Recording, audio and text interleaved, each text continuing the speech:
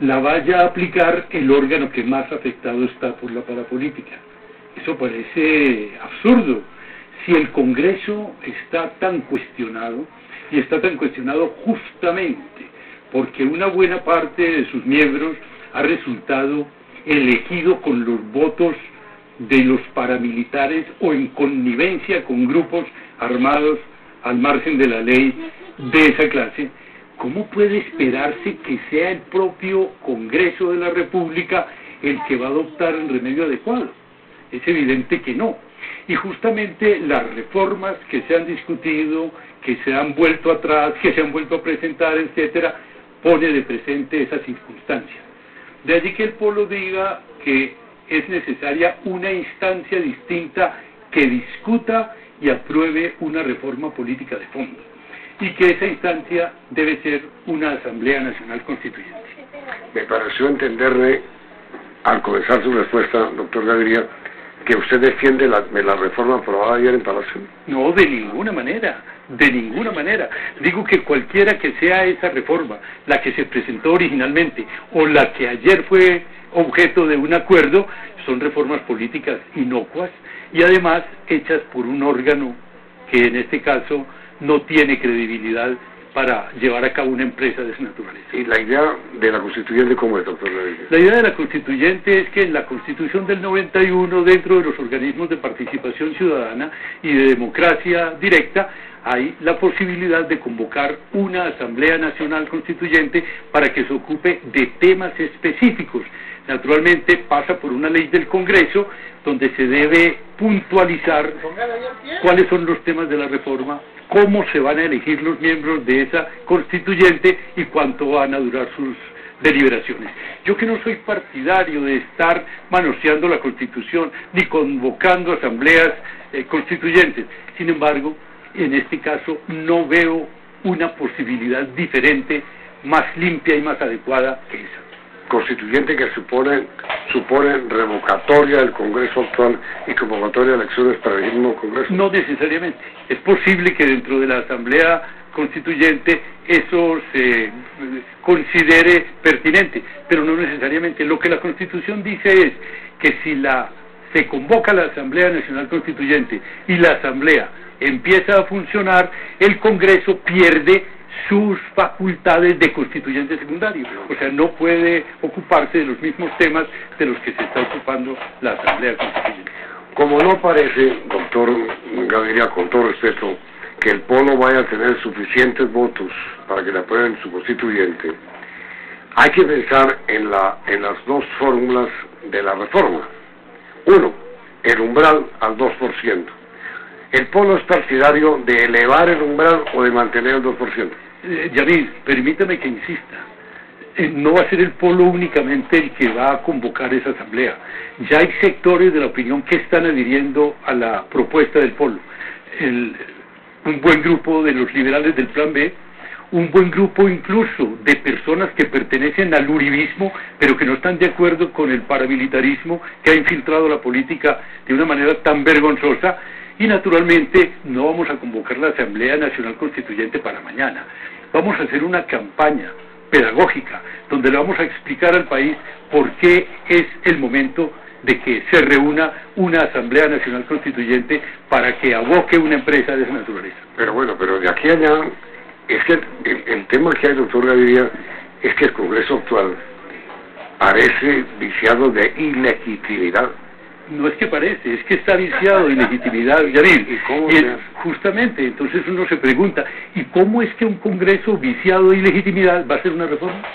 Y una reforma que justamente debe tocarlo a él. Pero es el Congreso viciado de ilegitimidad, es el que debe convocar la Constitución.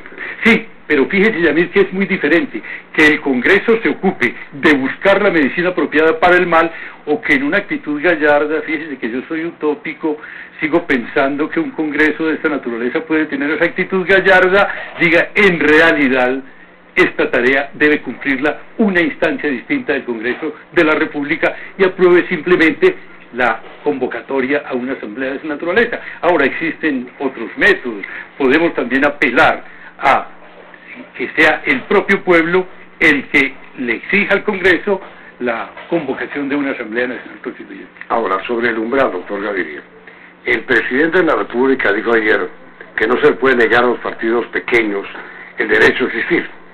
El umbral del 5%, es decir, si en toda votación un partido no alcanza el 5% de los votos, no tiene derecho a personalidad jurídica, es muy alto, ¿perjudicaría al polo o no? Vea, de mí, yo le voy a responder esa pregunta, pero me niego a seguir por ese lado, porque me parece que son cosas tan menores. Yo le digo, es necesario equilibrar las cosas, de tal manera que no prosperen las llamadas empresas electorales y desideologizadas, etcétera, pero que tampoco se les niegue la posibilidad de llegar al escenario político colombiano a partidos y a movimientos políticos nuevos. De manera que ese debe ser un asunto que debe pesar muy bien una instancia como la Asamblea Nacional Constituyente, porque yo no creo, permítame, Yamil, que el presidente esté proponiendo esto como la tabla salvadora, sino simplemente porque ha hecho el cálculo que de esa manera puede arrastrar para que voten su propuesta algunos partidos minoritarios. La silla vacía, que es un tema ya vigente, no puede revelarse con la constituyente. ¿Usted qué opina? La silla vacía. Imagínese, Gabriel, que lo que proponen es que únicamente la silla quede vacía cuando haya una sentencia condenatoria. ¿Usted sabe cuánto se demora en Colombia para que haya una sentencia condenatoria normalmente? Yo pienso que debe quedar la silla vacía desde el momento en que se le formulen cargos, no desde el momento en que sea llamado ni a rendir una declaración libre y espontánea o una indagatoria, sino desde el momento en que el juez encuentre que hay cargos, o el fiscal en su momento encuentre que hay bases procesales para formularle una acusación al congresista. En ese momento la silla debe quedar vacía transitoriamente. Si luego una sentencia condenatoria confirma el cargo, naturalmente esa silla debe perderse definitivamente, pero mientras tanto esa silla debe ser ocupada por alguien. Pero refiriéndose, señor doctor Gaviria, a la teoría suya de que la justicia se demora mucho en fallar, el ministro del Interior ha dicho que precisamente la Corte debe acelerar su estudio sobre... Eso hace parte de la propaganda negra contra la Corte. La Corte ha procedido de una manera pronta, con gran celeridad. Lo que sucede es que a la Corte no le están perdonando que actúe con tanta independencia como lo está haciendo, con tanta dignidad como lo está haciendo, algo más de a mí, sacando la cara por lo poco que queda del Estado de Derecho en Colombia. Por eso hoy se supo que el presidente de la República va a presentar una propuesta quitándole poderes a la Corte Suprema. Eso en este momento es inadmisible. Algo más, entre nosotros es inadmisible, pero no pasa nada. En otro país que esto ocurriera, que a una entidad como la Corte Suprema de Justicia se le estuviera poniendo palos en la rueda, que el presidente estuviera permanentemente ingiriendo en sus decisiones, censurándola, criticándola, cuando justamente en un Estado de Derecho la función del presidente de la República consiste en hacer respetar los fallos de la Corte, en estimular la acción de la Corte y precisamente en mantenerse al margen de los fallos de la Corte. Que el presidente de la República diga que no le gusta un fallo de la Corte y que además entre en una práctica nacional que es absolutamente viciosa, que es evaluar los elementos probatorios desde afuera, cuando es al juez a quien le corresponde esa tarea, que diga el presidente que le pide objetividad a la Corte como si la Corte no la tuviera, eso es completamente inaceptable. Todo esto hace parte de esa campaña contra el único órgano que en este proceso de la parapolítica está sacando la cara por el Estado de Derecho. Lo que además, Yamil, es una costumbre muy colombiana. Aquí todo lo que funciona hay que suprimirlo. Cuando se creó la acción de tutela y los ciudadanos encontraron en la acción de tutela un instrumento adecuado para hacer defender sus derechos, decían, hay que acabar la tutela. Cuando la Corte Constitucional tomó a pecho responsablemente las funciones que se le habían atribuido, hay que acabar con la Corte, hay que volverla otra vez una sala de la Corte Suprema de Justicia. Y hoy, cuando la Corte Suprema de Justicia asume su función como la ha asumido, entonces hay que quitarle poderes a la Corte.